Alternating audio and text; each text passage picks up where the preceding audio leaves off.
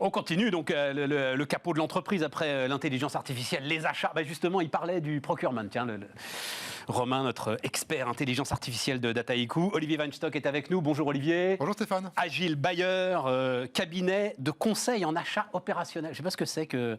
C'est le cabinet qui est opérationnel ou les achats qui sont opérationnels? Les deux. Ça veut dire qu'on donne des conseils stratégiques, mais on est capable de les mettre en place d'une façon concrète chez les clients. Wow. Il y a des achats pas opérationnels? On peut être dans les gens qui réfléchissent. Le conseil stratégique, ce sont des gens qui vous feront des beaux slides avec des plans. Mais nous, on dit les plans, on vous les met en place d'une façon opérationnelle avec des vrais gens qui viennent traiter les petits et les gros sujets. Intéressant d'ailleurs, parce que c'est dans votre étude, c'est les gens qui réfléchissent, donc en gros, globalement, qui font pas grand-chose, pardon de le dire comme ça. Non, mais ça va commencer à toucher les achats au fur et à mesure. Parce que là, c'est quoi la proportion? Alors attendez, parce que j'ai tout marqué justement. Mais il y a une proportion de plus en plus importante de direction achat qui monte maintenant jusqu'au COMEX. Voilà, tout à fait. Et ça fait 10 ans qu'on voit que progressivement, plus ça va, plus les achats sont membres du comité de direction. C'est assez logique. Aujourd'hui, quand on vend pour 100, il y en a à peu près 60 qui sont des achats et 30 qui sont des ressources humaines. Ouais, c'est ça. En d'autres termes, les achats, en général, ont un poids financier qui est 2 fois plus important que les salaires et les ressources humaines. Donc on comprend que le rôle stratégique augmente de plus en plus et le Covid et la crise a été absolument génial pour ça. Alors vas-y, on s'est rendu compte que les achats étaient un métier.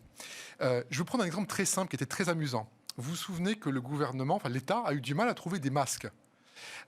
Et du jour au lendemain, toute la grande distribution avait des masques alors que l'État a eu du mal. Bon, les achats de l'État se professionnalisent de plus en plus. Mais c'est deux métiers. Il faut, voilà. Et encore une fois, pareil pour les vaccins. Vous vous dites, en plus, vous avez... j'en sais rien, moi, si vous voulez rester dans le domaine public, je sais pas, passer un coup de fil à Géodis. Ouais. C'est la SNCF, ça... Voilà. Il y a des gens qui savent faire, quoi.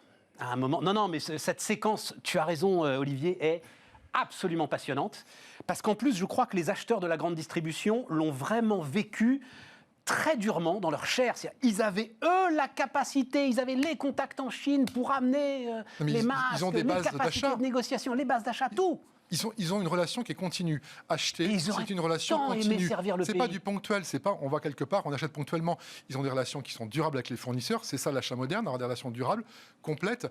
Et donc effectivement, il y en a qui se sont fait piquer les masques sur le tarmac, mais c'était pas les acheteurs non, et puis à la limite, ça, c'est la vie. Tu te fais piquer le masque, mais tu sais que de toute façon, t'en as d'autres derrière. Mais je crois qu'en plus, ils auraient adoré servir le pays. Oh oui, je pense, oui, évidemment. Ils auraient adoré bosser pour rien et ils seraient défoncés pour acheter des masques pour l'administration. Sûr et certain. Donc les achats sont un métier. Pourquoi est-ce que c'est de plus en plus représenté? Parce que les achats sont un métier, qu'il y a des bons professionnels. On va se le dire entre nous. Il y a 10 ou 15 ans, il y a 15 ans, vous tombiez dans les achats, c'est que vous aviez fait une connerie. Maintenant, on attire des bons. Il y a des gens de meilleurs parce qu'il y a une compréhension du rôle stratégique et du rôle stratégique à différents moments.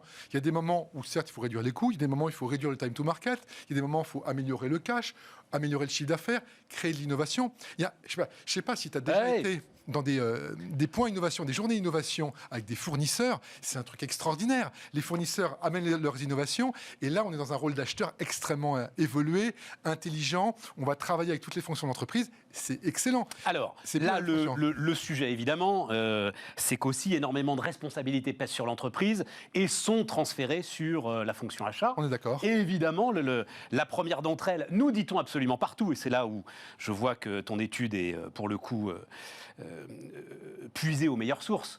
Nous dit-on partout, ça y est, la RSE est aujourd'hui la clé. On va voir un des graphiques de ton étude. On peut peut-être voir le premier de ces graphiques. Voilà, moi, je l'aime beaucoup, ce graphique-là. Parce que ce graphique-là, il dit quand même la réalité des choses. Comment votre direction évalue-t-elle en priorité la performance achat? C'est d'abord les réductions de coûts. C'est d'abord les économies réalisées. Je le dis à 60% pour ceux qui nous écoutent à la radio en podcast. La RSE, alors oui, elle est passée de 0 à 3%, mais c'est que 3% aujourd'hui. C'est quand même ça la réalité des choses, Olivier, il faut le dire. Alors, là-dessus, on est dans un moment précis. Quand on regarde une autre partie de l'étude, on est en train de se rendre compte que les directions achats se sont rendues compte que pour atteindre un certain niveau d'économie, elles ont développé des approches RSE qui sont importantes, et cette année, particulièrement sur l'empreinte carbone. Maintenant, aujourd'hui, qu'au temps T d'aujourd'hui, on a envie de faire des réductions de coûts, c'est normal, c'est même sain. C'est-à-dire qu'aujourd'hui, et on le voit particulièrement, ça vient beaucoup des secteurs qui ont des problèmes globaux, comme l'automobile, comme l'aéronautique. Il y a un fonctionnement en bonne mère de famille. Quand l'argent rentre pas, on ne va pas le faire sortir. On est d'accord, Olivier, mais c'est pas 60%. Tu comprends, 60%, c'est pas l'automobile, l'aéronautique, c'est plus que ça. Voilà. Oui, il n'y a pas de honte à dire qu'on peut être dans une logique de réduire les coûts. On ne fait pas que ça. Et à vrai dire, on est peut-être dans une conséquence, parce que si on va un peu plus loin là-dessus... Non, attends, reste là-dessus, parce que c'est super important. On reste là-dessus. Par exemple, quelque chose qui n'est pas là-dessus, c'est la démarche qualité. La démarche qualité, elle est complètement intégrée. On ne peut plus faire le procès aujourd'hui aux directions achats qu'elles ne s'intéressent pas à la qualité. C'est plus vrai. C'est intégré. Il y a des systèmes intégrés. Et maintenant, la RSE, c'est presque le sujet d'hier. Le sujet qui revient beaucoup quand on regarde, c'est l'empreinte carbone, parce que ce n'était pas un sujet qui était tellement traité. Mais ça fait quand même des années que la RSE est rentrée dans les mœurs. Oui. Et tout ce qui est fait aujourd'hui contribue. Prenons un exemple. Une des conclusions, c'est dire qu'on le relocalise. Relocaliser, c'est faire plus proche. Et donc, on a beaucoup de composantes qui amènent à cette logique RSE. Et ce n'est pas l'objectif direct. Parce que relocalisation, là encore, je prends tes chiffres. C'est pour ça, cette étude est formidable. C'est 30% des directions achats qui parlent de relocalisation. Oui. Et pourquoi ? Pour robustesse de la supply chain. Tout à fait. Parce que la grande affaire du Covid, c'est justement, on s'est rendu compte des moments où il y avait des maillons faibles sur la supply.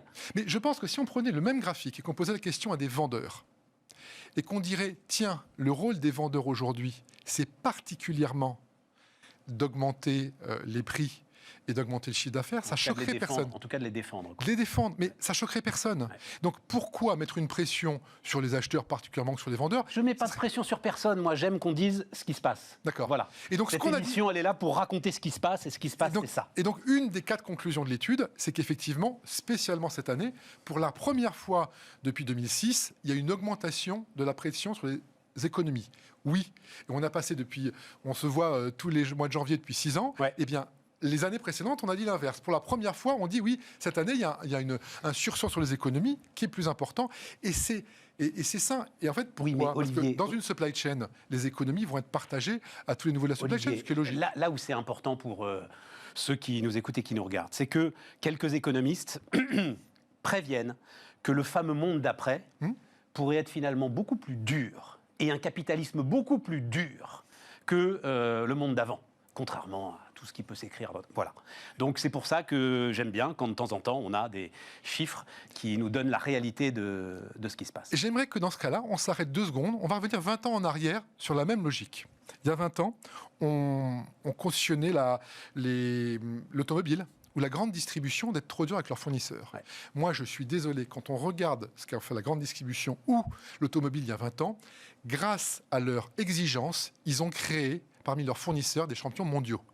Aujourd'hui, l'automobile a créé des Valeo, des Faurecia, qui se débrouillent partout dans le monde. Et oui, Renault et Peugeot étaient très durs avec leurs fournisseurs il y a 20 ans. Ils le sont toujours.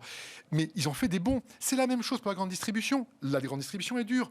Aujourd'hui, on a des champions français du FMCG de la grande distribution, des L'Oréal, des Danone. Ils ne sont pas nés naturellement. Ils ne sont pas nés comme ça. Ils ont eu des clients qui leur ont apporté cette exigence.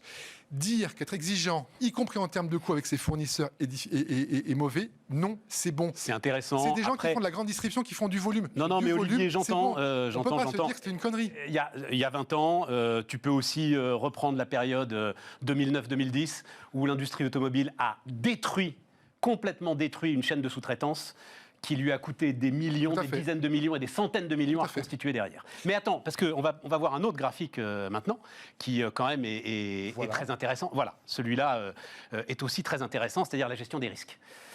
Et donc, sécurisation des approvisionnements, qui est évidemment très nettement en tête.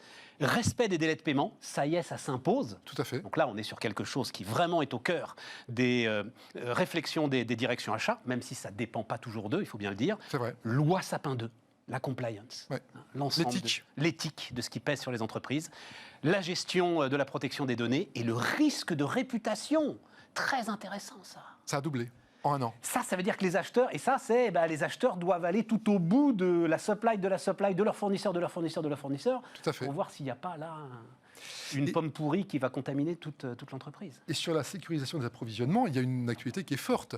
Par exemple, il y a 1 mois, Volkswagen a dit moi, je vais réduire mes productions parce que j'ai des problèmes d'approvisionnement en composants électroniques.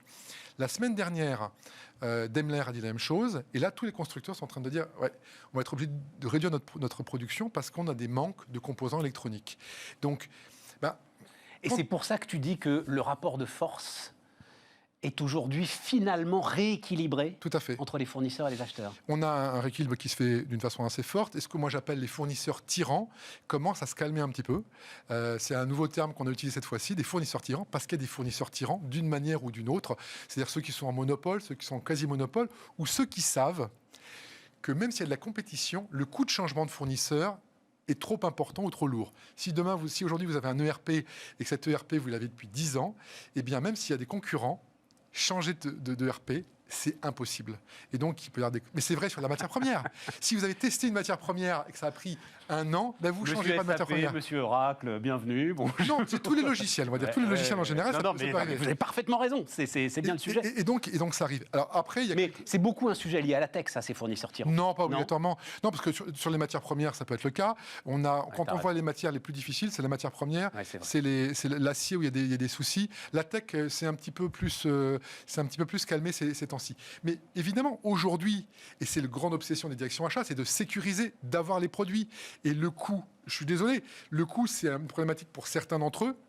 Mais je pense que la tendance de fond à avoir une pression moins importante sur les coûts, l'année prochaine, on en reparle. Et je pense que là, on a un pic parce qu'il faut passer la vague. Mais la tendance qu'on voit depuis des années continuera. Il nous reste 30 secondes, Olivier. Un point important, parce que justement, on va en parler maintenant. Autour du télétravail, les acheteurs s'inquiètent un peu. Déficit d'innovation du fait du télétravail. Réponse en 20 secondes. C'est simple. La question qu'on s'est posée, c'est est-ce que le fait de ne plus être en contact direct, d'être distancié, avait un impact sur le business ? Et on se rend compte pour un service achat sur 4, on voit ça donc dans l'étude Agile Buyer CNA, on voit que très clairement, ils ont du mal à amener des nouveaux fournisseurs parce qu'on travaille main dans la main, on travaille en proximité quand on va voir des nouveaux fournisseurs, des nouveaux produits. Et effectivement, pour un quart d'entre eux, eh bien, c'est difficile d'apporter des nouveaux fournisseurs ou des nouveaux produits ou des nouveaux services. Olivier Weinstock, donc Agile Buyer, était notre invité sur Bismart. À bientôt, Olivier. On reparlera de tout ça et même pas obligé. Oui, voilà, c'est ça. On n'est pas obligé d'attendre. On retrouve l'étude sur notre site. Le mois de janvier. On retrouve l'étude sur le site Agile. Très, très largement diffusée. Les amis, on continue Bismart.